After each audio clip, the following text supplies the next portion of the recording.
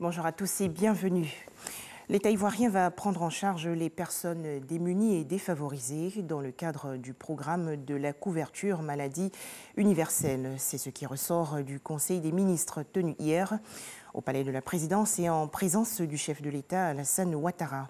À noter que d'autres questions ont été débattues lors de cette rencontre hebdomadaire, notamment la restitution des biens culturels ivoiriens à l'étranger et l'organisation par la Côte d'Ivoire du 27e congrès de l'Union postale universelle de août 2020.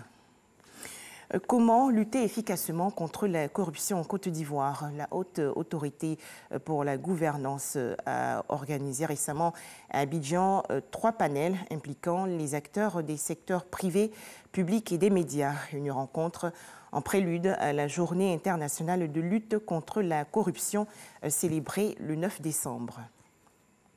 On poursuit avec cette conférence internationale sur le thème « La gouvernance d'entreprise, accélérateur de croissance ». Elle a été organisée récemment par Proparco, filiale du groupe Agence française de développement. Les participants ont été instruits sur les bonnes pratiques de gouvernance dans le secteur privé en Afrique de l'Ouest.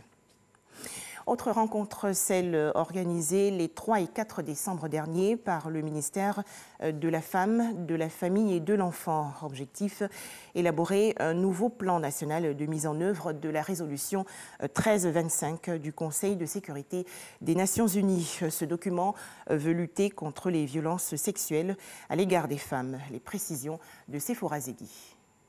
Protection des femmes et filles contre les violences sexuelles, inclusion des questions de genre dans les politiques et programmes de développement, voilà entre autres les axes stratégiques proposés au cours d'un atelier pour le nouveau plan national de mise en œuvre de la résolution 1325 des Nations Unies, évalué en 2012.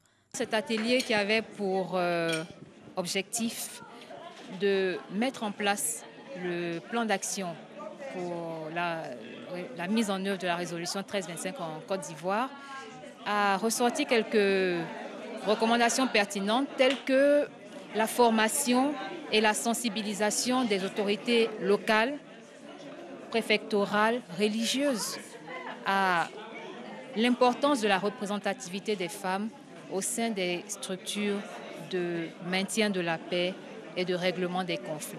Ces échanges entre le gouvernement, la société civile, ONU Femmes et le Canada, pays partenaires, viennent apporter en plus à la politique du genre en Côte d'Ivoire.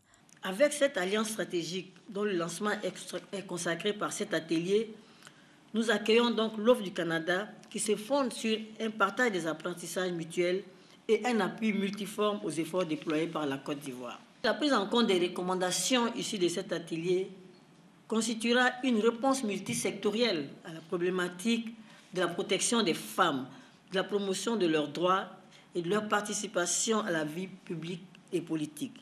Pour le Canada, reste à vulgariser le nouveau plan au niveau national et régional pour de véritables résultats sur le terrain. Nous avons 2 plans d'action national que nous avons rédigés sur la question de femmes, paix et sécurité. On a parlé un petit peu de l'importance de l'engagement à un niveau politique pour faire avancer le plan d'action. On a beaucoup parlé aussi de l'importance que la société civile et le gouvernement travaillent de façon en collaboration.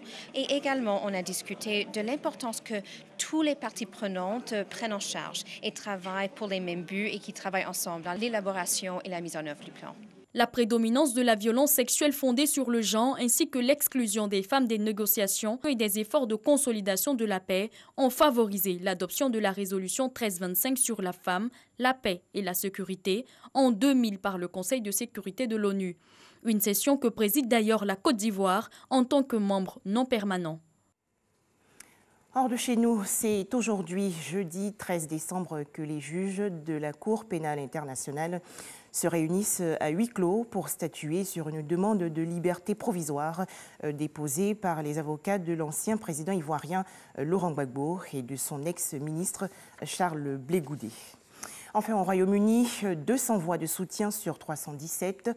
La première ministre britannique Theresa May a remporté hier soir le vote de défiance organisé par des députés de sa formation politique, le Parti conservateur. Theresa May a recueilli ainsi la confiance des parlementaires conservateurs.